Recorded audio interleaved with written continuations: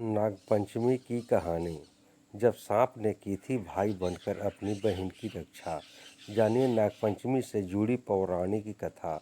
हिंदू धर्म में नाग देवता का विशेष महत्व है, इसलिए हर वर्ष सावन माह में शुक्ल पक्ष की पंचमी तिथि को नागपंचमी मनाई जाती है। इस दिन नाग देवता को दूध पिलाकर उनकी पूजा की जाती है। नागपंचमी वाले दिन कई जगहों पर मेले आदि का आयोजन भी किया जाता है। ज्योतिष शास्त्र के अनुसार नागपंचमी को जो शिव भक्त नाग देवता के दर्शन कर उनकी आराधना करते हैं, उनकी कुंडली में मौजूद काल सर्प दोष से उन्हें छुटकारा मिल जाता है। ऐसे में आज हम यह जानेंगे कि आखिर क्यों नागपंचमी का महत्व इतना है और इस दिन नागों की पूजा क्यों की जाती है। नागपंचमी की कथा। पुराने समय में एक सेठ के 7 पुत्र थे, जिनकी सबकी शादी हो चुकी थी।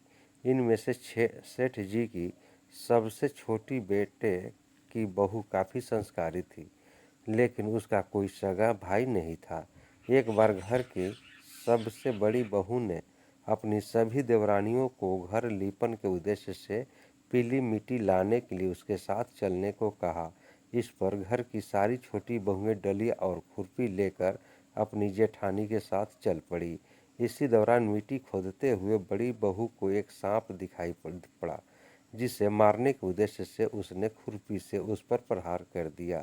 लेकिन छोटी बहू ने अपनी जेठानी को रोक दिया और कहा कि ये तो एक निरपराधी है, आप इसे जाने दीजिए।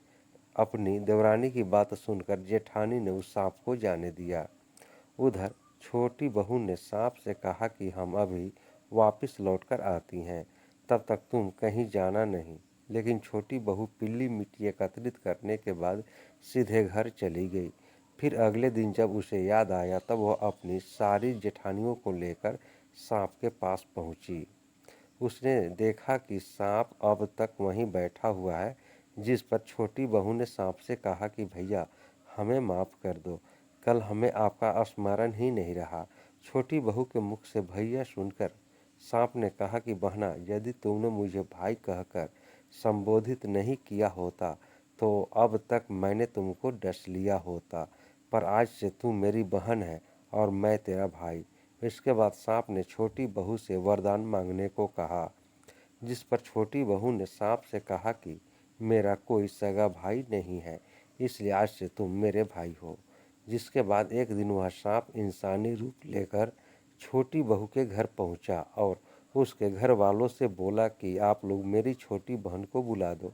हालांकि शुरू में छोटी बहू के ससुराल वालों को शक हुआ, लेकिन फिर भी उन्होंने छोटी बहू को सांप यानी उसके भाई के साथ भेज दिया। फिर सांप ने अपनी बहन से कहा कि तुम अपने नाग भाई को भूली तो नहीं हो ना, चलो अब तुम मेरी पूंछ पकड़कर मेरे पीछे पीछे आओ। छोटी बहन ने अपने नाग भाई के कहे अनुसार ही किया और उसने देखा कि वह एक ऐसी जगह पहुंच गई है जहां हर तरफ शान शौकत बिखरी हुई है। जिसके बाद वह वहां आराम से रहने लगी। एक दिन सांप की माता ने छोटी बहू से कहा कि वह अपने भाई को पीने के लिए दूध दे दे, जिस पर छोटी बहू ने अपने भाई को गर्म दूध पीने को दे दिया, जिससे सांप का मुंह जल गया और सांप की माता छोटी बहू से काफ़ी क्रोधित हो गई, लेकिन सांप ने उन्हें शांत करवा दिया।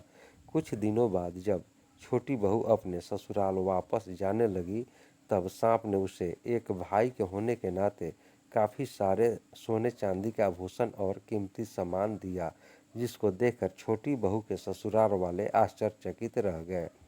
जबकि उसकी जेठानी ने फिर छोटी बहू से कहा कि तुम्हारा भाई तो काफ़ी धनवान है, ऐसा करो तुम उससे और अधिक सोना लेकर आ जाओ। जिस पर सांप ने अपनी बहन का घर कीमती जेवरात और सामानों से भर दिया। साथ ही सांप ने अपनी बहन को एक कीमती हीरे का हार भी दिया, जिसकी चर्चा उस राज्य की महारानी को भी हो गई। उन्होंने आदेश देकर छोटी बहू का वह कीमती हीरों का हार मंगवा लिया, जिससे दुखी होकर छोटी बहू ने अपने नाग भाई को याद किया और सारी बात बता दी। सांप ने पहले महारानी के गले में पड़े हार को नाग में बदल दिया, उस जिससे महारानी डर गई और उन्होंने तुरंत उस हार को उतार दिया। अगले दिन महारानी के आदेश पर छोटी बहू को राजमहल में बुलाया गया और उससे हार के विषय में पूछा गया। छोटी बहू ने बताया कि यह हार मेरे अलावा अन्य किसी के गले में जैसे ही पड़ता है वह सांप में बदल जाता है। महारानी इस बात को सिद्ध करने के उद्देश्य से छोटी बहू को हार पहनने को कहती है और वह हार छोटी बहू के गले में पड़ते ही हीरे की मणि में बदल जाता है, जिसे देखकर राजमहल में मौजूद सभी लोग आश्चर्यचकित हो जाते हैं। साथ ही महाराज और महारानी छोटी बहू की बात से प्रसन्न होकर उसे काफ़ी सारी स्वर्ण मुद्राएं भेंट करते हैं, जिससे देखकर छोटी बहू की जेठानी उससे ईर्ष्या करने लगती है और छोटी बहू के पति को उसके खिलाफ भड़का देती है कि आखिर तुम्हारी पत्नी को इतना सारा धन और जेवरात कौन देता है।